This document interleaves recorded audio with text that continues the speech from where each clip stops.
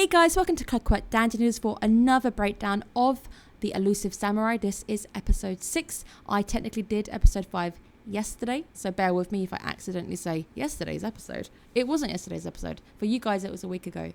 I hope you guys are doing okay. Welcome from Saga Prefecture. It is really hot. I've come back from hiking. I am absolutely melting, but we're here to do a breakdown with you guys, and I can't wait. There is now just a week before we have the midway review. We're going to have top 3 anime. We're going to have the OPs, EDs all ranked. I really hope you guys are looking forward to that. I am going to be working on an Ichiran video coming your way, doing some Japan content now. Let me know if you are interested in a Q&A session. We'll have to time it so it works for everybody, but we'll do a Q&A session with Iona, get her up, somehow stream, and you guys can ask me questions about the move, things that I found and noticed, and I can share some stories with you as well. So let me know in the comments below if you'd like it. We're going to get straight to it because this technically is the second time I am attempting to record. I might have tapped the top of my mic and that's the mute button, so I am trying not to touch the mic whatsoever. I'm getting there. I'm having some teething issues. I'm actually recording into a blanket because I don't like the amount of reverb I'm getting at the moment. So do bear with me. Now, last episode I did say it looked like it was leading into a "Can you trust me" section with him like turning into him. It did kind of go nowhere. It does get kind of like glossed over. It's there. You can see him bragging a little bit, but it doesn't go anywhere. And it doesn't actually end up with him betraying him at this point. But he definitely says, look, I'm not here to get you out of here. I'm here to steal. It's not my job to look after you. So you better be ready to like kind of skedaddle. We're going to get out of here. It does seem like a lot of the generals in this show, they have insanely good sensors. At least one in particular, whether it's sight, as the guy with the bow as demonstrated, the guy now showing that he can be hearing really, really good. The DJ Bad Boss, as I'm calling him, because I cannot get the sight of him at the turntables out of my head. He's DJ for me, the DJ Bad Boss. He also has many eyes. So there seems to be a theme that everybody on the bad side has a heightened sense, but we don't know at what cost. Gemba's bragging also seems to cost him time.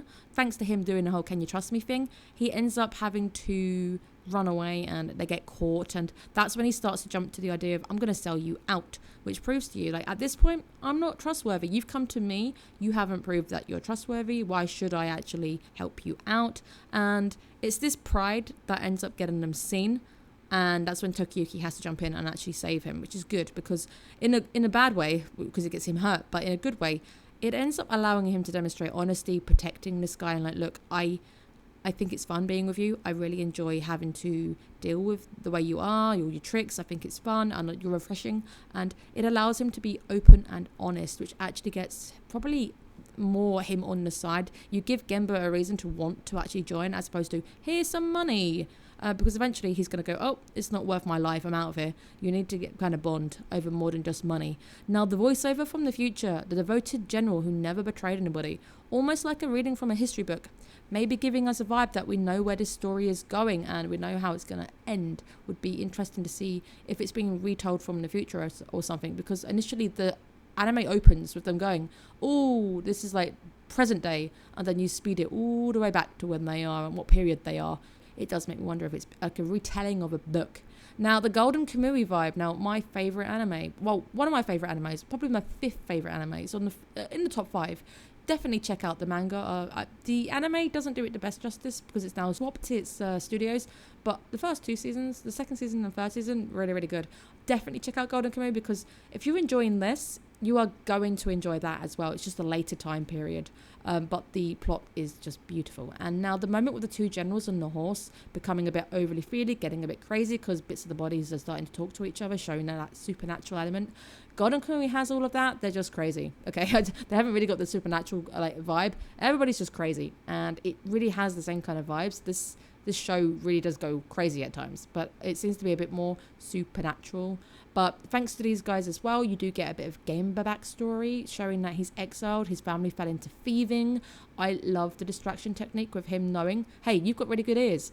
How about you hear all these birds flocking at the same time? I'm going to overwhelm that one sense and you're not going to work out where the hell I am. It's all about as well the birth of the ninja, showing you the foxfire distraction techniques, which I think are really, really good. I think it even fools the audience into wondering who is the real distraction group, because everybody is doing it and Gemba is thinking on his feet.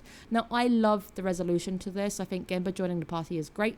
He seems to be a bit of a menace when drunk, but it's fun. It's having those different colours coming into the party, and It's also the fun moment where the people can't be forced to move if you do not have a seal. So I can guess that the Emperor's going to be a bit pissed that you kind of lost his seal, and he's a bit busy to give you another one. So I like the way that this all resolves. It's absolutely hilarious, and him calling out to Sewer as well.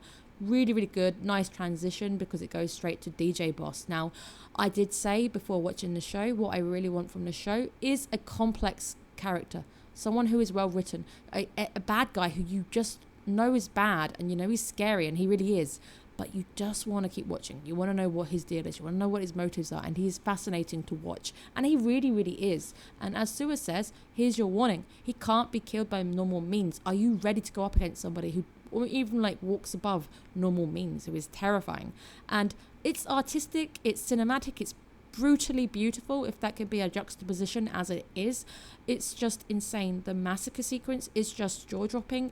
It's brutal. Obviously, I know people don't like this kind of stuff in the anime, but the way it's done is so well written that you have to give it credit even for that. And the wave of the fabric turning into a sea of heads, the red human bean juice turning into a Japanese spider lily, the flower of death, the whole scene is... You can't stop watching. It is so brutal, and you're like, oh, this is nasty.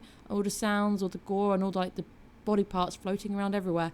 It's so wacky and out there that I just couldn't stop watching. And you know how the scene goes even crazier with him going nude and all those fabrics weaving into people's brains and lives. It shows how he's now planted himself within everybody's minds and how dangerous he really is. Like, I'm here.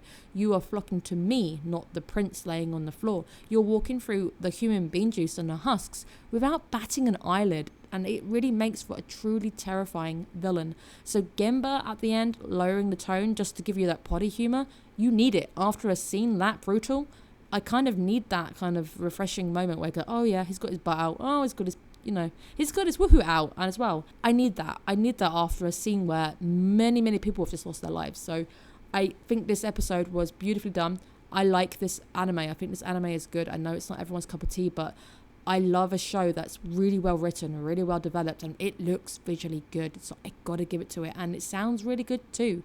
So thank you guys so much. I hope you're looking after yourselves. You know what to do. Make sure you comment below. Let me know if you want that Q&A session. Let me know if you're excited for Japan content. Tomorrow will be Tower of God Day, and then we're gonna have a week of Japan content. So I'll be skipping Iona games for a little bit just to get some Japan content out, and then we'll settle down once things settle in general. So thank you so much. I hope you're looking after yourselves. Peace out, guys. Bye bye.